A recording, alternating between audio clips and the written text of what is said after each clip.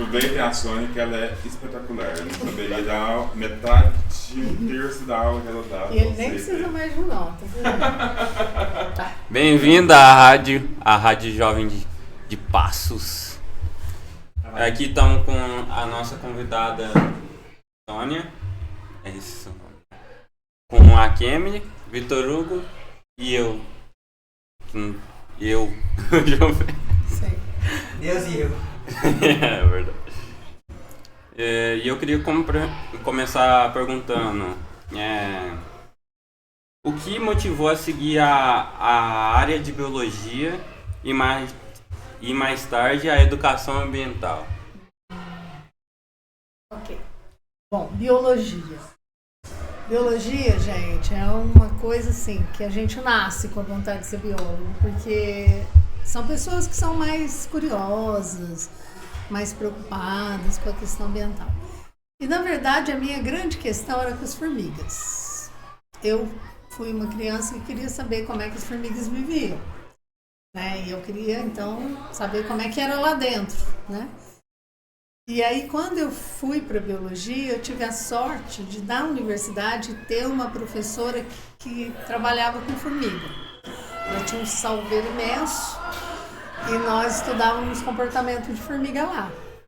Então, assim, eu descobri, né, como é que elas viviam, fiquei feliz. E também reafirmei, né, que eu estava na profissão que eu tinha realmente escolhido e que estava certo, né, era aquilo mesmo. Então, a etologia, que é o estudo do comportamento desses bichos, sempre foi uma coisa que sempre me atraiu, né? Agora, a educação ambiental, ela veio já no meu doutorado, porque, na verdade, a educação ambiental, ela é nova ainda, né? No Brasil, então, ela é mais nova ainda, né?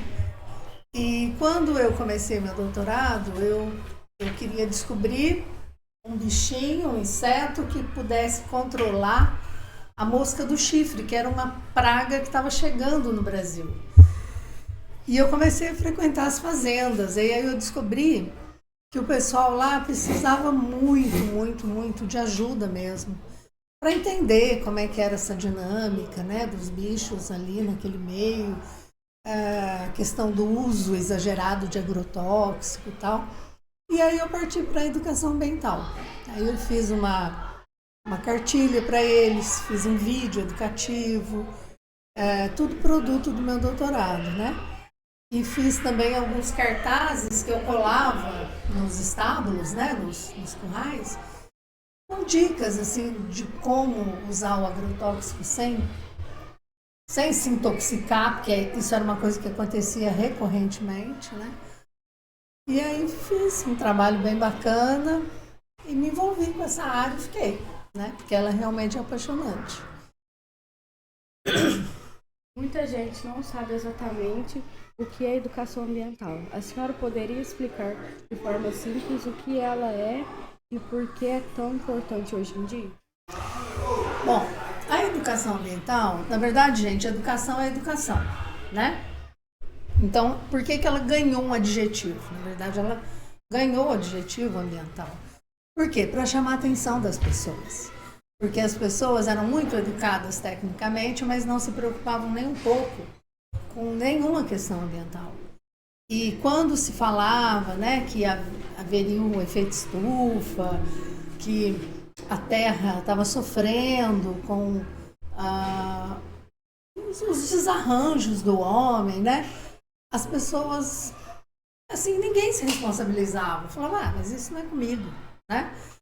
Aí a educação ambiental vem para chamar atenção, para falar, não, fulano, começa da gente, começa de você, dela, de mim, de todo mundo, né?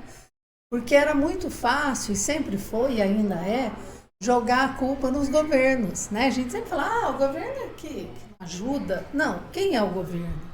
Da onde saíram aquelas pessoas? De nós, do nosso meio, né? Então, eles são um de nós. E se a gente não se ajuda, eles também não têm nenhuma preocupação. Então, na verdade, é isso. É todo mundo se cobrando. Então, a educação ambiental, ela é um processo. Porque também não dá para apertar um botão e as pessoas ficarem educadas da noite para o dia. Então, Por isso que se deve começar na escola e nas fases iniciais mesmo. Quanto mais inicial, melhor, né? A criança já começar a levar para casa essa ideia de educação ambiental muito cedo e chamando a atenção dos pais, inclusive, né? No começo os pais acham engraçadinho, depois os pais começam a prestar atenção, né? E aí, inclusive, existe uma lei, né? Eu não sei se está funcionando essa lei, né? Que todas as escolas têm que ter educação ambiental. E não pode ser uma disciplina, porque alguém, né, já sugeriu. Faz uma disciplina de educação. Não, a educação ambiental ela tem que ser transversal, ela tem que passar por todas as disciplinas. Todo mundo tem que ser responsável. A matemática tem que ser responsável, o português tem que ser responsável, e não só a ciência. Tem que se tornar um hábito, né? Exatamente. E só vai se tornar se a gente insistir. E se for uma luta de todo mundo da escola, né? Desde as merendeiras, todo mundo tem que estar envolvido. Absolutamente todo mundo. Aí a coisa tem mais chance. E isso é uma luta que vem desde 96, quando a internet entrou no Brasil, é que nós conhecemos as conferências que já existiam de educação ambiental no mundo, mas que não tinha chegado esse documento no Brasil. Com a internet, a gente descobriu, olha, nossa, eles fazem educação ambiental, quer dizer, né? Pelo menos fazem conferências, né? Os países para tentar chamar a atenção das pessoas, e aí que a gente começou a tentar lidar com a educação ambiental. Então isso é muito novo, né? Para essa questão de educação é novo demais. Então a gente vai ter que ter muita paciência ainda. Há quem diga que o efeito estufa nem existe, é tudo bobagem, que não tá aquecendo nada, entendeu? Não, isso aí é o ciclo natural da Terra. Sim, a Terra tem realmente esses altos e baixos dela. Mas o homem está dando um tremendo incentivo, acelerando demais esse processo. E aí é que está a questão, né? A senhora atuou por muitos anos no ensino superior e também coordenou projetos voltados ao meio ambiente. Como foi essa experiência de unir ciências, ensino e ação ambiental? Uma luta, gente, uma luta real mesmo, né? Trazer os alunos, né? Então, assim, tem meninos que já vêm prontos, né? Já vêm mais ou menos né? Não é muito difícil. Por exemplo, o Marcos, eu vou dar um testemunho aqui do Marcos. Eu não conheço o Marcos da universidade. Eu conheço o Marcos de um projeto muito anterior, quando o Marcos era muito novinho ainda. Você tinha uns 10 anos? Pois é. Que era um projeto já de meio ambiente. E o Marcos já estava lá. Entendeu? Então, assim, a pessoa já vem mais ou menos com isso. Então, essa é a mais fácil de lidar, né? Tanto que o Marcos fez trabalhos belíssimos. Ele e o Bruno fizeram trabalhos belíssimos comigo. Agora. Ali, ó. Ali quem tá ali. Agora, quando o menino é teimoso, aí é um pouco mais difícil, né? Precisa realmente doer, de alguma maneira, né, gente? Aí, assim, educação ambiental não pode ter multa, né? Multa é uma coisa bacana, porque dói no bolso, né? Mas não pode ter multa, porque é educação não pode envolver obrigação, né? Então é uma luta, né, gente? Vocês estão aqui, eu acho muito bacana isso que vocês estão fazendo, né? O Marcos, o Bruno. Isso que é a coisa que mais anima o professor universitário, porque ele sabe que ele está lançando sementes e que algumas vão dar muita produção, né? Como o Marcos, o Bruno, uma série de outros alunos que eu tenho que estão por aí, pelos colégios, pelas universidades. Nós temos ex-alunos no exterior que estão fazendo bonito lá, né? Então, é isso que move o professor. É essa a resposta. Então, se um dia o Marcos, encontrar vocês, né? Num patamar que vocês estejam fazendo o papel dele, né, de alguma maneira, não precisa estar na escola, não precisa estar aqui na escola, pode estar em qualquer setor, pode estar dentro de uma empresa, mas se vocês estiverem semeando essas sementinhas que o Marcos trouxe para vocês, o Marcos vai ficar muito feliz, porque é isso, gente. A realização do professor é essa. Por isso que o professor não se importa muito de ganhar muito pouco, ele fica eternamente brigando por causa do salário, mas na verdade ele põe o coração dele em tudo, e qualquer coisinha que dá para o professor ele já fica feliz. Entendeu? Porque ele acredita na transformação de pessoas, né? Então é isso. Nos conte um pouco mais sobre a Sala Verde. O que é esse projeto e que tipo de atividades ele desenvolve? Então, A gente pode ter uma dessa na escola? Eu acredito que sim, né? Porque a Sala Verde, na verdade, era um programa, eu não sei em que pé que está agora, né? Mas foi um programa que foi lançado pelo governo, Ministério do Meio Ambiente, é uma coisa federal, e aí eles começaram a tentar contactar quem já trabalhava mais ou menos com isso dentro das universidades. Mas a ideia, gente, é que da universidade vá para os colégios, dos colégios vá para as ruas. A ideia é essa, sempre perpetuar, né? Então eu imagino que pode, porque, aliás, eu não sei nem, será que ela ainda está funcionando? Pesquisar aqui. Sim, porque se tiver, é só vocês entrarem em contato com esse pessoal que coordena e dizer que a escola de vocês quer participar do projeto Sala Verde. Eles entregam uma série de livros, apostilas, eles dão um monte de materiais para vocês trabalharem. E vocês têm que ter o mínimo.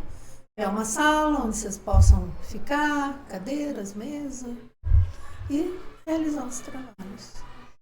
É uma proposta bem bacana. Sim, ainda existe. Ah, então. Site do Ministério do Meio Ambiente. O professor vai entrar em contato. Sabemos que a senhora também participou da criação do Centro de Ciências da UEM em Passos. Qual foi a ideia por trás desse centro e qual o impacto dele na comunidade?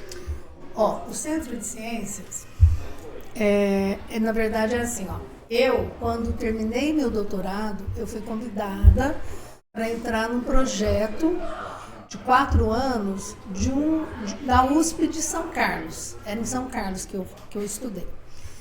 E aí, esse projeto, ele avançava por 14 estados brasileiros. Era uma educação ambiental à distância.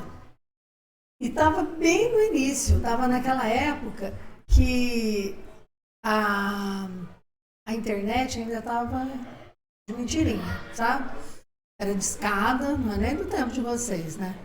A internet, quando começou, era discado, como se fosse um telefone daqueles de disco, que acho que vocês nunca nem viram, né? Esse telefone antigo.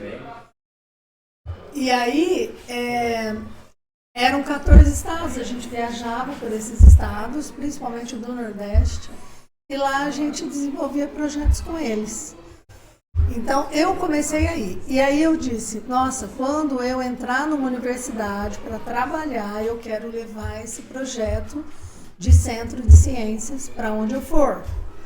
Quando eu vim para cá, nós não tínhamos nada, absolutamente nada. Mas, quando entrou o professor Fábio Callas, ele tinha muita vontade. Tudo que você falava, ele falava, vamos fazer. E aí, não, Fábio, mas a gente não tem nada. Não, mas a gente arruma. E aí a gente foi colocando assim, é um trabalho de formiguinha mesmo. Projetinhos assim que a gente aprovava bem pobrezinhos, porque o CNPq, que é um órgão de fomento poderoso do Brasil, que injeta dinheiro nesses projetos mesmo, ele dizia o seguinte, eu só dou dinheiro se vocês já tiverem alguma coisa. Então não adiantava pedir para começar. Aí a gente tinha lá uma celulinha, uma coisa bem simples. Aí a gente ousou e pediu um projeto de R$350 mil e ele aprovou, porque a gente já tinha. Aí a gente alavancou o Centro de Ciências, né? O Centro de Ciências, quando a gente saiu de lá, né, eu trabalhei lá como coordenadora por uns 10 anos. Lá já tinha, assim, mais ou menos 1 milhão em equipamentos, porque aí a gente, depois desse projeto, aí você vai conseguindo outros, fica mais fácil, né? Então, assim, mais ou menos uns 1 milhão em equipamentos. E é isso que me dói, né? Porque parece que eles não estão trabalhando, né? Então, o primeiro curso que a gente fez, o outro é mais fácil de conseguir. Tem que começar. Tem que ter uma salinha chamando, que é um núcleozinho. E aí escrever um projeto e convencer. Para a Sala Verde é a mesma coisa. Vocês já estão... Temos um espaço, né? Vocês já têm o principal, vocês já andaram muito. Imagina, vocês já têm isso aqui, gente. Isso aqui é muito além do que eles pedem. Né? Lembra, a Lucianinha, no mestrado dela, fazendo uma rádio na Serra da Canastra. Né? Então é isso, tá? O Centro de Ciências é importante demais para ficar parado. E agora ele está bem paradinho, né? E é uma pena, realmente. Né? Tinha um planetário, né? Grandão. O planetário. Vocês nunca foram, né? Acho que já foi. No planetário. Planetário, vocês chegaram aí. É tipo lá embaixo? Dentro do Centro de Ciências. Lá dentro, A gente embaixo? conseguiu. Ficava em cima na entrada. Dentro do nosso projeto, a gente conseguiu comprar um planetário, que custava na época uns 150 mil reais. Mas não é aqui, não é na 3 de maio? Não, é expedicionário. Isso, Aí o planetário, ele era inflável, né? Então você chegava lá, não tinha nada. Aí o pessoal inflava, virava uma sala enorme, que era como se fosse uma espaçonave, né? E o pessoal entrava e a gente viajava pelos planetas, né? Então, mas queimou, eu acho, estragou, e eles não sabem. É uma pena, mas enfim, é isso, né, gente? É a vida. Você também tem uma experiência muito interessante com a criação de uma biofábrica de parasitoides. Parasitoides. O que são esses organismos e qual o papel deles na agricultura sustentável? Sim. É o seguinte, lá vamos imaginar uma plantação de milho, né? Se a gente não jogar nada lá, os próprios bichos que estão lá, eles vão tentar manter os invasores longe, né? Então as pragas, elas não chegam muitas vezes porque a fauna natural daquele ambiente, as joaninhas, algumas vespinhas, elas moram ali e elas protegem aquele meio. Só que o homem, ele quis o quê? Ele não quer 1 hectare, ele quer 300 hectares, né? E aí é muita coisa para os bichos darem conta sozinhos. E o que ele faz então? Ele enche de produto tóxico, intoxica as pessoas, intoxica ele mesmo, intoxica o meio ambiente, provoca a morte de peixes no rio, desastre, né? Esses bichinhos, então, o que a gente precisa, na verdade? Aumentar a produção dos bichos bons que estão lá, né? Então a gente pegou uma daquelas vespinhas e produz em laboratório. Então isso se chama biofábrica, fabricação delas. Por que parasitoide e não parasita? Porque ela não é um parasita. O parasita, ele vai e não mata o hospedeiro, ele não tem vontade nenhuma que o hospedeiro morra. Por exemplo, uma lombriga que mora na barriga de alguém, ela não quer que você morra, porque para ela tá ótimo, você tá dando comida para ela, né? De graça, tá ótimo para ela. O parasitoide não. O parasitoide, ele quer que você morra sim. Só que antes de você morrer, ele se beneficia do seu corpo para se desenvolver. Então essas vespinhas, elas fazem exatamente isso. Elas botam o ovinho delas dentro do ovo da praga. Olha que loucura isso. Então a praga foi lá, imagine uma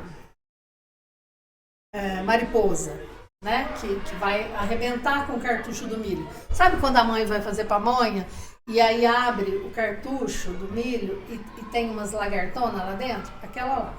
Aquela é uma praga, né? Antes dela virar lagarta, ela ainda é ovinho. A vespinha vai lá e bota um ovo dela, de tão pequenininho que é, dentro do ovo da outra. E aí ela impede a outra de desenvolver. E ela usa todos os recursos da outra, toda a comida que está lá dentro, para ela.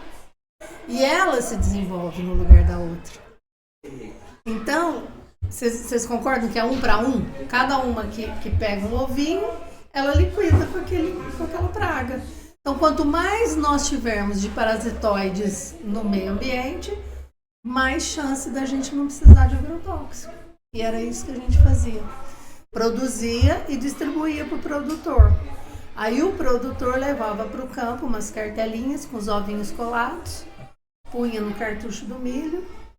Aqueles ovinhos eclodiam as vespinhas e elas iam atrás de botar os ovos dela dentro do corpo da outra. Do ovinho da outra. E na verdade, parasitoide, existem parasitoides que botam ovo dentro de ovo e existe parasitoide que bota ovo dentro de corpo. Então, por exemplo, tem uma vespa maravilhosa que chama vespa joia. Ela é verde, grande, bonitona mesmo. Essa vespa, ela vai atrás das baratas. E ela coloca, ela tem como se fosse um ferrãozinho, né? Ela injeta numa parte nervosa da barata, a barata fica completamente retardada. E aí ela arrasta a barata pelas antenas para a casa dela e ela não mata a barata. Eu acho que eu já cheguei a ver esse evento. Então. Uma vez foi na barata, matou ela, a gente levou para um buraco. Leva. E aí a barata fica lá sem defesa. A barata não sabe nem o que está acontecendo, mas ela não morre. Anestesiada. E ela precisa dela viva mesmo, porque ela vai botar os ovos dela dentro do corpo da barata. E ela precisa de alimento fresco para as larvas dela. Aí os bichinhos dela vão eclodir, né, dos ovinhos, vão comer a barata por dentro. Aí a barata vai morrer, obviamente, e os bichinhos vão sair fortes, bonitões. Parece filme de ficção. Eu sempre falo isso. Eu acredito que os filmes de ficção foram todos baseados nesse mundo dos insetos, porque é muita loucura. Tem umas coisas muito doidas. Vivemos num tempo em que a crise ambiental está cada vez mais evidente. O que a senhora acha que os jovens podem fazer na prática para ajudar a cuidar do planeta? Tem que começar em casa. Tem uma frase, que agora não vou me lembrar, que diz assim: se você quer mudar o mundo, comece arrumando o seu guarda-roupa. Entendeu? Porque muitas vezes a gente se preocupa demais com o que está lá longe. Mas às vezes o problema está aqui, dentro da nossa casa, com a gente. Por exemplo, separar o lixo. Né? Quem é que separa? De verdade. Então, poucas pessoas separam. Né? E por que é importante? Porque o que é orgânico vai ser, né? Pode ser usado para fazer esterco e tal. E o que não é, pode ser vendido, pode ser produzir renda para alguém. Tem muita gente pegando reciclável na rua, entendeu? Então, assim, começar em casa. Individualmente, a responsabilidade é essa, a de cuidar do seu meio.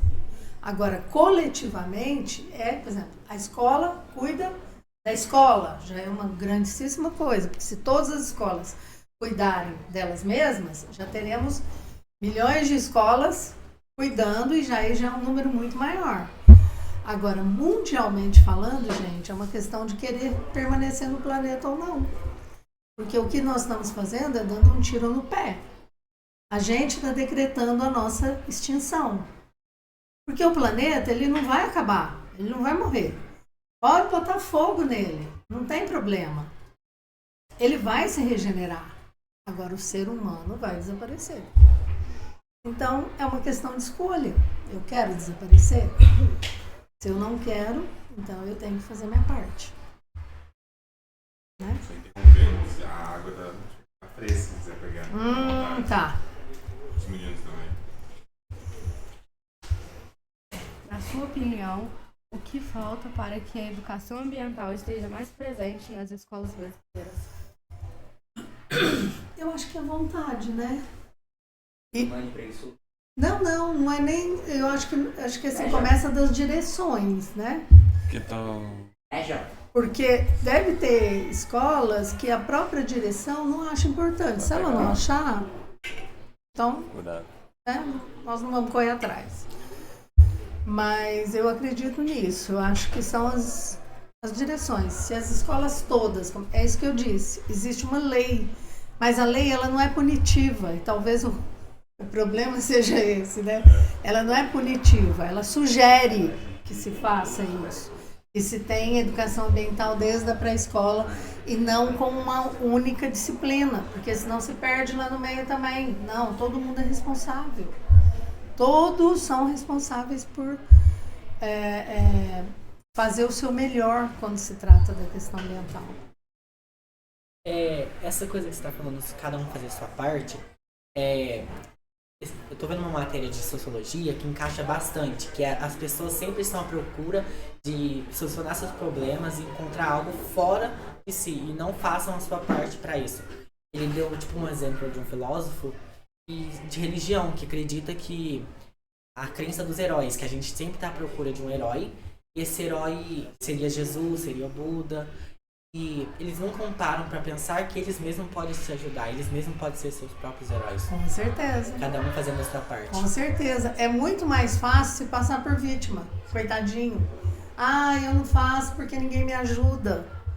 É muito mais fácil. Isso que ele falou é muito sábio. É exatamente isso. A gente é muito de ficar esperando as pessoas fazerem. E a gente ainda aponta o dedo e fala assim, fulano não faz nada. E você? Faz o quê? Entendeu? Essa é a questão. Esse é nosso trabalho, né? Eu trouxe a ideia de educação ambiental, vocês acataram. Exatamente. Cada um tem que fazer a sua parte. E todas as partes são super importantes. Quais são os principais desafios que a senhora enfrentou ao longo da sua carreira como mulher cientista e educadora ambiental? Olha, aqui acho que não dá muito para sentir isso. Talvez nos grandes centros, onde existe uma concorrência muito grande, né, uma briga por espaço, talvez pudesse ter. Mas aqui não. Por exemplo, eu fiquei 26 anos na universidade como professora. E só eu trabalhei com educação ambiental. Basicamente, acho que sou eu, né? Assim, as outras pessoas ensaiavam fazer, mas depois meio que desistiam, porque, gente, de verdade, essa questão ambiental é meio que um sacerdócio. Você não vai ganhar flores por isso, entendeu? Não é uma coisa que vai chamar atenção, todo mundo vai te aplaudir, porque você, olha o que você fez. Não vai ficar rico por isso. Exatamente, entendeu? Mas é uma coisa pessoal, é isso que ele falou. É a gente ter a certeza de que estamos fazendo a nossa parte. Se cada um fizer a sua, com certeza o planeta vai agradecer. Porque olha a situação que nós estamos, né? É muito caótico, gente. Junho não é para ter chuva. Estamos tendo chuva, nem esse calor. Entendeu? Tá tudo bagunçado, né? Então, isso é assim, a gente pensa, por exemplo, uma produção de um pomar. Eu fico pensando nos pomares, porque existe a época de florescer, de dar o fruto, e tem que casar com a época que aquele determinado polinizador aparece ali naquela região. Como está uma bagunça, floresce, não tem polinizador. Então, a planta, o que ela consegue fazer, ela faz, mas o que ela não consegue, ela não faz. E aí a produção despenca, entendeu? E os preços sobem, porque, não tem, se não tem oferta, coisa sobe, né? Então, reparem que é uma coisa assim, uma coisa puxando a outra, né? É um efeito dominó. Por isso que realmente é uma briga que vale a pena, né? Todo mundo tem que se engajar.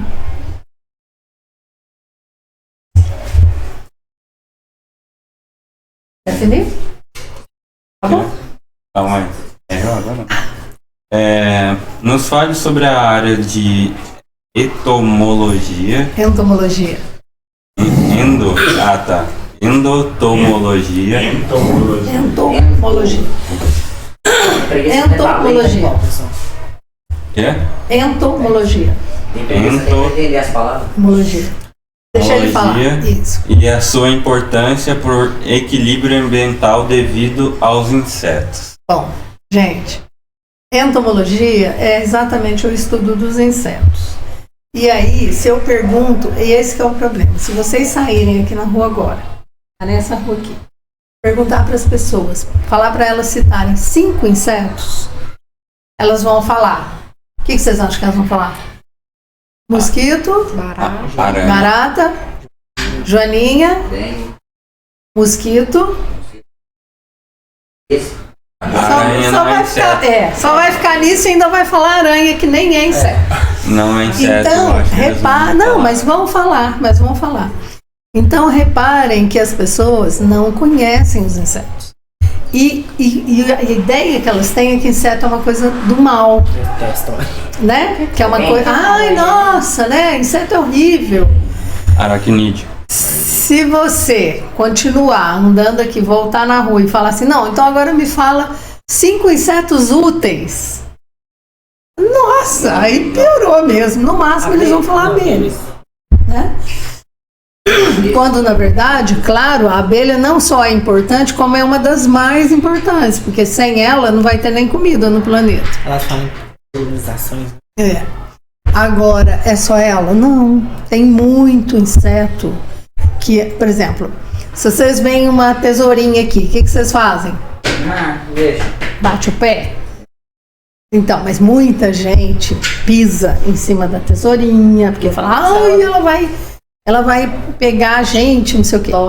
Barata é uma. Porque Ela vai, se vocês veem uma joaninha não, né? Joaninha é protegida porque é bonitinha. Bonitinho. Aí as pessoas querem guardar ela na caixinha de fósforo, né? E não é isso que ela quer pra vida dela, ela quer ir trabalhar, Igual né? o boleto é mariposa. Mariposa é feia. né? Exatamente.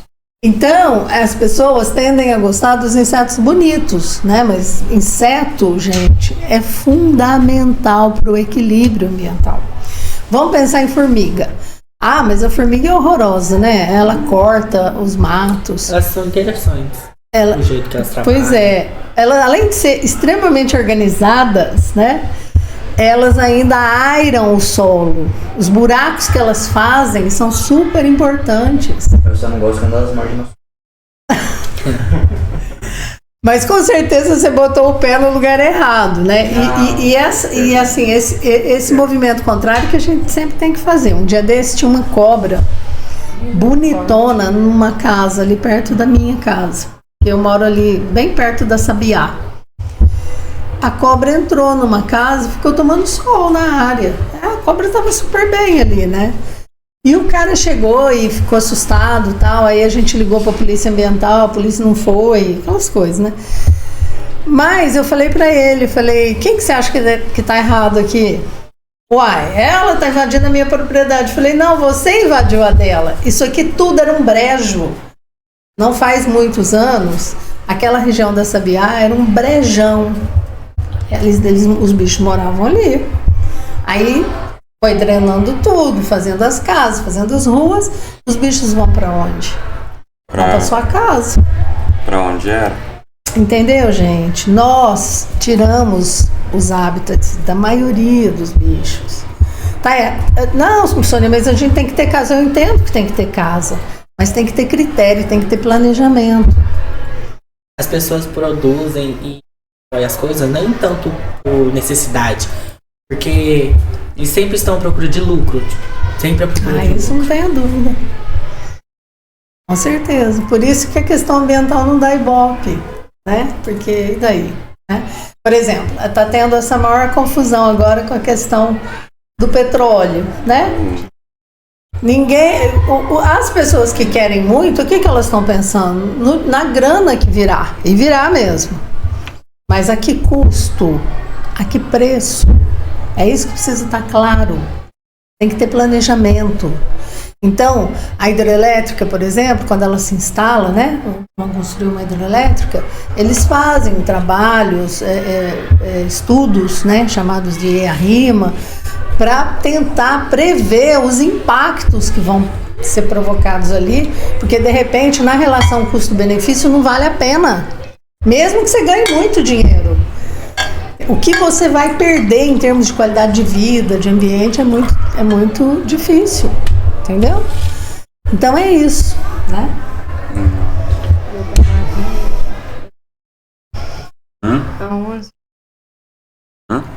Questão 11. Tá. Deixa eu concentrar de novo. Foi pegar uma água. Você participou de um projeto nacional de uma pesquisa sobre Himenópteras. O que é isso? Não, ela vai responder. Tá. Parasitoide eu sei que... Não, gente, não se preocupa não. O que são esses insetos e por que eles são importantes para o meio ambiente? Sim. Científico O pessoal tá rindo aqui, mas gente, na graduação, eu sou professora, eu fui durante muitos anos professora de botânica, né? E tinha que falar os nomes científicos das plantas. E em latim, né, os nomes. Então, sim, nós já estamos acostumados com isso, né? É difícil acostumar mesmo. Os Hymenoptera é um grupo dos insetos. Então, assim, os insetos, no geral, eles são uma grande classe chamada classe insecta. Aí lá dentro existem muitas ordens. Uma delas é o Hymenoptera. Os Hymenopteras compreendem as vespas, as formigas e as abelhas. E olha que bacana. Os Hymenopteras é onde estão a maioria dos insetos altamente sociais. O que quer dizer isso? Os insetos que vivem em sociedade. E aí, isso significa que eles têm uma série de coisas que os outros não têm. Como, por exemplo, cuidar da prole, né? Então, por exemplo, tem uma vespa, que é uma vespa que todo mundo tem medo, porque ela é uma vespona, né? Ela tá por aí. Mas elas vão nos tocos, no meio da floresta, elas tentam achar buracos nas árvores e elas fazem o ninho delas ali. Aí elas colocam o ovo dela e fecham, botam o ovo e fecham e vão embora, tá? Mas antes elas deixam um bichinho anestesiado lá dentro junto com o ovinho. Ela sabe que quando esse ovinho eclodir, a larvinha nascer, o bicho ainda vai estar anestesiado. Sabe disso? E aí, por que ela precisa disso? Para a larvinha ter alimento fresco. Então a larvinha nasce, tem alimento fresco ali, ela come aquele bicho que está anestesiado, passa para o outro estágio, que é o estágio de pupa dela, que ela não come nada, ela faz um casulinho, né? E aí, quando ela se torna adulta, ela simplesmente faz um buraquinho naquela coisa lá que a mãe dela fez e vai embora. Essa não teve contato com a mãe, mas a mãe teve o cuidado de deixar comida para ela. Então, é uma altamente social? Não, essa vespa não é altamente social, mas ela é social. Agora, os altamente sociais são as abelhas, por exemplo, as formigas, que vivem em comunidade e trabalham em comunidade. As abelhas, por exemplo, elas têm castas diferentes lá dentro da casa delas e cada casta tem uma função específica. Então as operárias fazem uma coisa, a rainha faz outra. Sabe o que me intriga nas formigas, nas abelhas? São o modo de reprodução delas. Por que só a rainha consegue reproduzir? Ah, tá. Então, na verdade, a alimentação que elas recebem é diferente, né? Então, quando nasce todo mundo igual. Aí, alguém ali é eleito para ser rainha, tá? Tá precisando de rainha. Então, você pega ali uns 3 ou 4 daquelas larvinhas e começa a dar só geleia real para ela. Aí, vão se formar 5 rainhas, vai. Aí, elas vão matar 4 e deixar uma. Mas tem casos que acontecem de existir mais de uma rainha e um formigueiro. Ah, sim. Mas aí são situações diferentes. No caso das abelhas, elas elegem uma e ela é a matriarca. Ela é a única que bota ovos e as outras todas vão ser estéreis. Elas não botam ovos, tá? Muito bem. Essa é uma situação. É altamente social essa colônia. As formigas, saúvas, por exemplo, que é as que vocês mais conhecem, né? Aquela formiga que as pessoas chamam de formiga cabeçuda. Ela produz várias tentativas de rainha, né? Não são rainhas.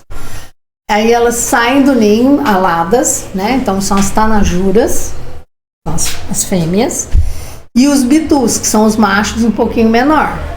Num dia, olha só, gente, num dia, todas saem, geralmente em setembro, depois de uma chuva, todas saem, e aí no ar, a mais de 18 metros do solo, eles se encontram e acasalam.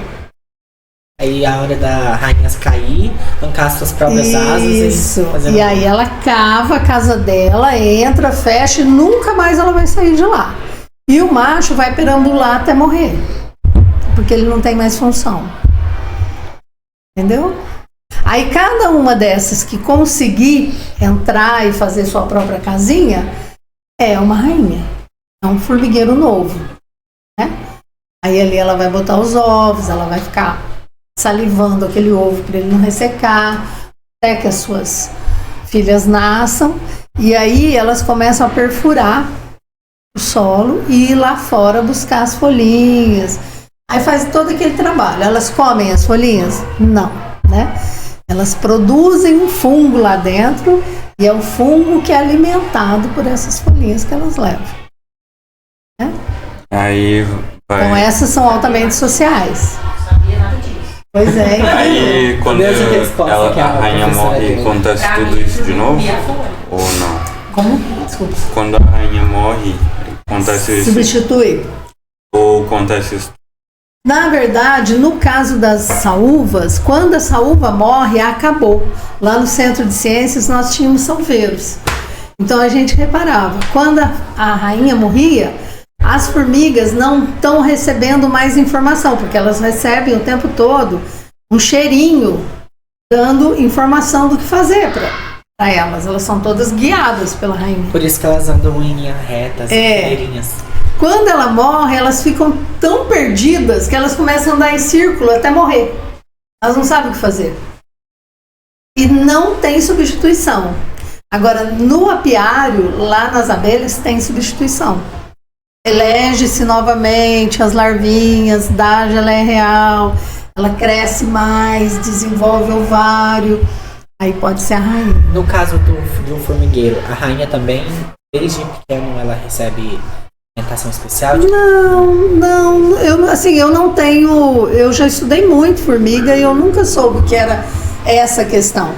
É um determinado momento, aquela rainha está apta a botar ovos que serão férteis. Tanto de macho quanto de fêmeas, porque não é sempre que tem tanajura, é uma vez no ano que tem tanajura. Né? Geralmente setembro, agora tá uma bagunça, né? Mas geralmente setembro, outubro, é a hora da revoada. Então é a hora que a rainha botou esses alados reprodutores. Fora isso, ela bota só operárias, só gente que vai trabalhar para manter o salveiro.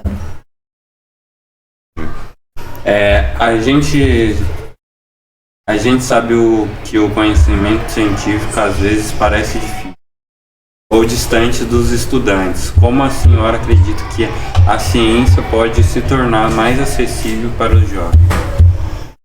Ai, gente, só tem... Primeira coisa, vocês já têm, que é ter um professor que incentive, né? E aí é aproveitar, né? Porque ele vai conseguir dirigir, ele vai conseguir fornecer material para vocês irem cada vez melhores, né? Não tem outro caminho. É esforço mesmo. E hoje está muito difícil, e aí eu vou deixar uma preocupação minha aqui, porque a maioria dos jovens, e aí eu não sei se vocês vão concordar comigo, mas ninguém quer escrever mais nada e ninguém quer ler mais nada. Depois que inventaram isso aqui, ou se puder escrever só, por exemplo, vai escrever beleza, só BLZ, né? Você, VC, né? E assim, mesmo se tiver um texto de mais de 3 linhas, fala que é textão, né?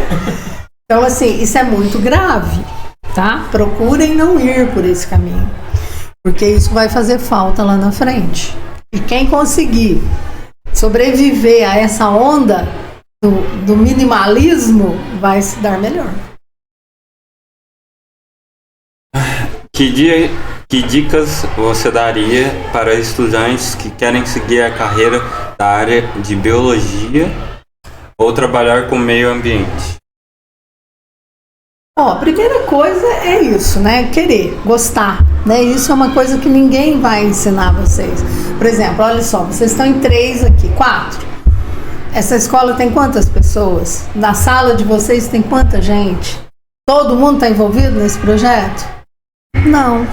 Então aí já começa uma pré-seleção, entendeu? Vocês trouxeram isso com vocês. A partir daí, é muito mais a vontade de vocês, o interesse, a curiosidade e se nortear pelo que o professor está sugerindo.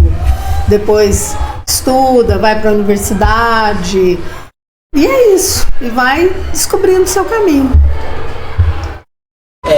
Qual é a importância de programas como Feira de Ciências e eventos que envolvem meio ambiente, envolvem ciência, para a educação de todo mundo, dos estudantes do ensino médio, sim, das crianças? Olha, eu acho que a Feira de Ciências é determinante. Quanto menor a criança que se envolve com isso. Vou dar um exemplo. Eu tenho um neto de 5 anos. Ele a família dele de lá não tem ninguém biólogo, mas de cá tem eu, né? E aí ele fica muito comigo e ele fala assim, ele já aprendeu que não pode pisar nas formigas, né? Então, um dia apareceu uma içá, um bituzinho, né? É o macho da içá. E eles fizeram até um vídeo para me mostrar. E pousou nele e as pessoas falaram, faz assim. Ele falou, não, deixa ele aqui. Deixa ele aqui, minha avó falou que não pode matar. Não pode matar, entendeu? Então, é assim, você vai jogando as sementes aos poucos. Então, eles foram numa festa de aniversário de uma menina. O que era o brinde? Era uma sementinha de girassol. Chegou em casa, plantou na frente da casa dele. Nasceu uns girassóis maravilhosos. Nossa, ele ficou, só falava naqueles... Na hora. Sim, só falava naquilo, entendeu? Outro dia ele me falou, você compra uma planta carnívora pra mim? Falei, compro, porque também tem isso, né, gente? As crianças, hoje, elas pegam esses benditos tablets e elas fazem até perguntas pra você, que muitas vezes você fala, como assim, né? Aí você me compra uma planta carnívora? E aí eu comprei mesmo, né? Só que elas eram muito fragilzinhas ainda, né? E ele queria ver elas... Em ação. Exatamente. Falei, não, você tem que ter paciência, você vai aguar ela, vai crescer. E aí você vai ver ela pegar os insetinhos, né? E ela pega mesmo. Então, assim, eu acho que é por aí. E as feiras de ciência têm esse papel, né? De ir incentivando as crianças a gostar de ciência. Quantas pessoas que eu conheço que falam assim, eu fui para essa área porque tal professor era minha inspiração. Tem muito isso, né? Alguém te desperta. Ou a feira de ciência, ou o centro de ciências, ou um professor. Tinha uma menina na biologia que falava que ela queria fazer química, porque um professor de química tinha feito com que ela se apaixonasse por química. Então é isso. Falando então de estudo, de escolher uma faculdade, em questão de a gente ter facilidade em uma determinada matéria, tem muito a ver com tudo que você quer decidir? Quando você gosta, é muito mais fácil, né? Então, vou dar outro exemplo. O meu filho mais novo, ele gosta de matemática. Mas assim, gosta de gostar mesmo, assim. Quando ele era pequenininho, a professora dava uma tarefa qualquer Ele transformava em números o negócio. E aí ele falava assim, eu falava, o que a professora deu para fazer? Ele falava assim, ela falou para fazer de 2 em 2 até 1000. Entendeu? Ele transformava tudo em número.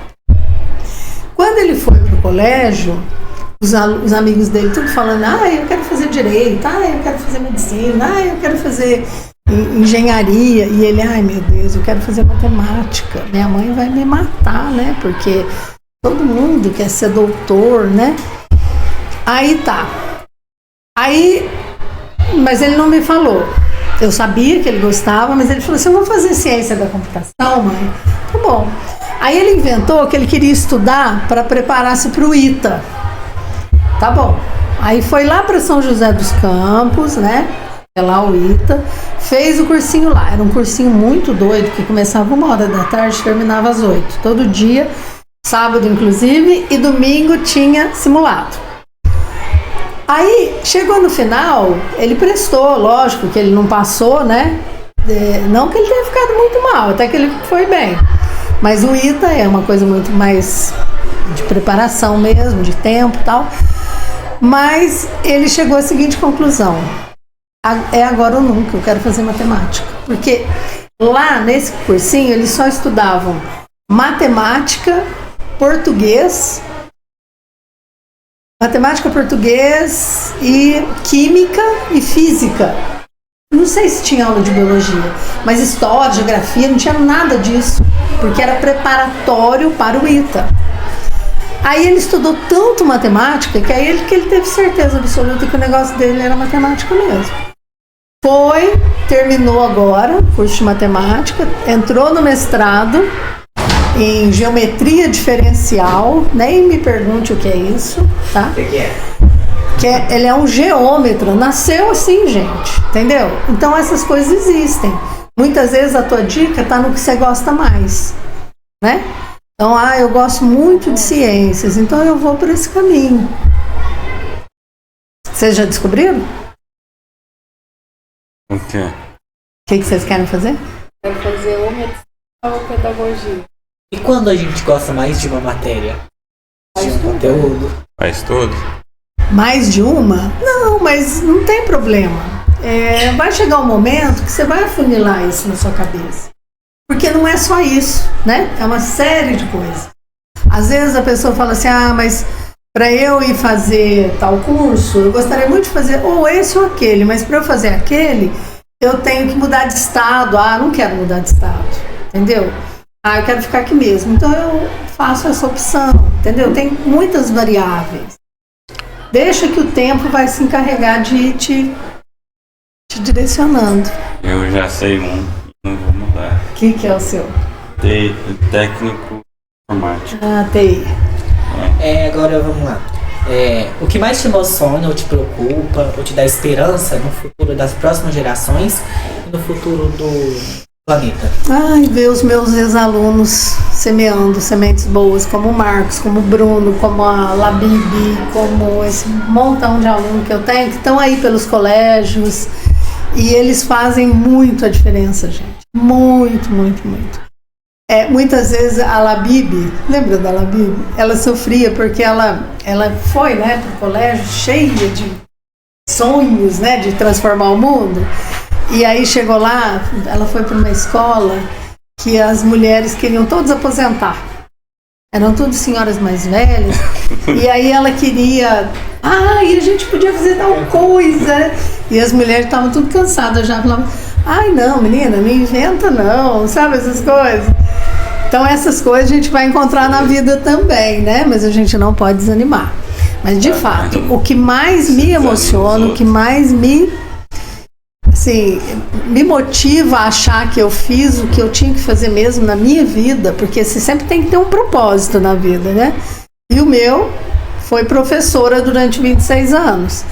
Eu acho que o que mais me motiva é isso, é ver que eu coloquei sementinhas na terra que eram boas, de qualidade. O que você diria pra gente, jovem, estudante, que a gente poderia fazer no dia a dia para ajudar na questão do meio ambiente, na questão do meio ambiente em si? É isso que eu falei, tem que começar na casa da gente. Guarda-roupa. Guarda-roupa. Organize seu guarda-roupa. Retire aquelas roupas que você não usa de jeito nenhum. Entregue para adoção, porque tem um monte de gente precisando. Isso também faz parte de tudo. É porque, gente, nós vivemos numa teia, né? Uma coisa está intimamente ligada com a outra. Então, se a gente aprende a doar, a se doar, a gente vai ser cada vez mais receptivo para as coisas boas também. Porque a gente abre espaço para as coisas boas chegarem, né? Agora, se a gente é aquele que fica acumulando, nunca tem espaço para o novo, porque já tem tanta coisa entulhada na minha cabeça que não cabe mais, né? Então, assim, cuidem, né, das plantinhas que vocês tiverem por perto. Quando tiverem oportunidade, se tiver alguém querendo maltratar um bicho, chama atenção, né? Fala, olha, não é bem assim, né? Isso aqui é uma teia. Nós estamos todos ligados, né? Não é assim. Porque o ser humano, ele veio com essa ideia religiosa de que ele é a imagem e semelhança de Deus, e ele entendeu isso ao pé da letra. Então ele acha assim que ele é a cereja do bolo, é o rei da cocada, E aí ele acha que tudo aqui está a serviço dele, e não é verdade. A gente é só mais um elinho. Não fica parado. Deixa assim. Tudo bem? Deixa assim. Como é ter um reconhecimento e saber que você está inspirando as novas gerações? Ué, é isso que eu disse, é o que me motiva, me deixa feliz. Sabe, trabalho bem feito? É essa sensação que eu tenho, que eu fiz o meu melhor. Se você pudesse deixar um recado para as pessoas que estão assistindo, jovem, qual seria?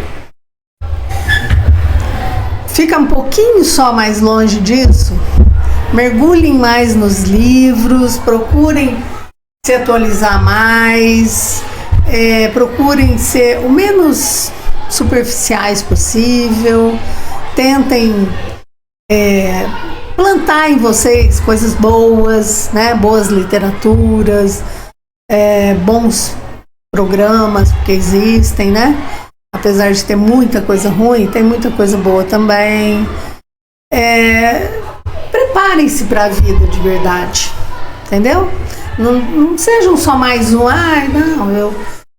porque depois lá na frente não dá certo, aí fala assim, é o meu meio que não me ajudou. Não, o que você fez para te ajudar, né? É a gente, não é o outro. É isso que você falou, não tem que buscar no outro. É a gente, né?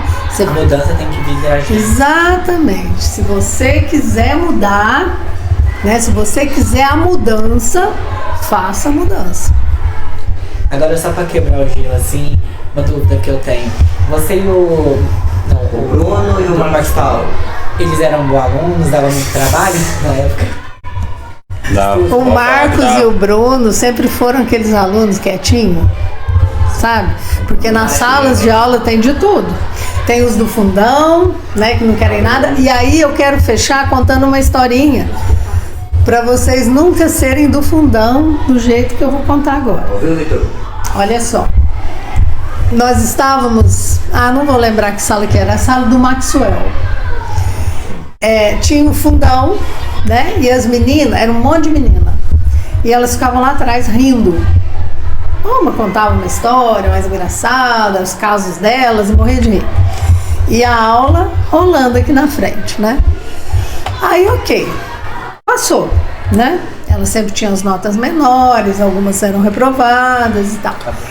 Quando chegou um belo dia, eu tinha aquele projeto, eu comecei a ter esse projeto dos Himenópteras, e esse projeto é da Universidade Federal de São Carlos, envolvia mais de 10 milhões de reais. Então, tinha bolsas, né? E eu tinha uma bolsa de 800 reais para um aluno. E eu encontrei ela na rua, uma delas, por puro acaso, e ela falou: oi, Sônia, tudo bem? Tudo bem? Ai, Sônia, eu tô precisando arrumar um trabalho. Falei: olha, foi seu anjo que te mandou aqui, porque eu tenho uma proposta bacana para você. Você pode trabalhar como estagiária lá no laboratório por R$800 por mês. Isso era muita coisa para eles, né? Aí Não paga nenhuma coisa aí. ela começou a chorar. Na época. Começou a chorar. Falei, por que você tá chorando? Sônia, eu não me formei. Eu ainda não me formei. Eu tô devendo matéria. Aí me deu uma vontade, porque na hora eu lembrei da história da formiga e da cigarra, né? Sabe, né? Enquanto uma trabalha, a outra canta. Falei, olha só. Nessa mesma sala tinha o Maxwell, que depois ele ficou conhecido aqui porque ele trabalhou na prefeitura, né? Mas tinha o Diego, né? Que foi para o IMPA lá na Amazônia, fez mestrado, doutorado. Hoje acho que ele está dando aula no Chile, não sei. Tinha vários, o Andrezinho, né? O André fez mestrado, doutorado também, hoje ele está em Curitiba. Ou seja, todos eles que estavam ali na frente, prestando atenção, já tinham terminado seus cursos, já estavam cuidando de suas vidas. Ah, a turma da Tânia também? Não, Foi depois, né? não, era do André, do Diego e do Maxwell. E aí, essa menina, que poderia já ter se formado também, ela ia pegar esse estágio bacana, não podia, Dá ele pra mim. porque ela estava morrendo de rir na hora que era para estudar. Então é isso. Aí, o carvão seu. Tudo bem? Stephanie? Muito obrigado pela sua Não é de quê. presença. Thank you. Eu quero notícias, viu, gente? Vocês estão em qual ano? A gente tá no segundo. Todo mundo segunda. Só aquele lá que tá no primeiro. Segundo ano do médio. Isso. Então, ano que vem já é hora de pensar no De- vestibular, né? Pensar. O meio ambiente, essa questão do meio ambiente está bem presente esse ano, né? Porque até foi o tema da redação Jovem Senador. Não, é Jovem Senador? A nossa escola tá participando desse. Ah, que Você legal. pergunta Se- pro Marcos Paulo, se se con- é senador, você nem espera ele responder, você já... É porque ele lembrou. Se continuar assim, ano que vem vai estar ainda mais. Bom, esse ano tá tudo muito efervescente também, porque vai ter a COP, né? Então, aquele encontro lá no Pará. Eles vão, né? Às vezes vem assim, 80 países, 100 países, 120 países, discutem, né? Eles até choram, né? Assinam um monte de documento, fala que vai cuidar do meio ambiente. Aí eles voltam para os seus respectivos.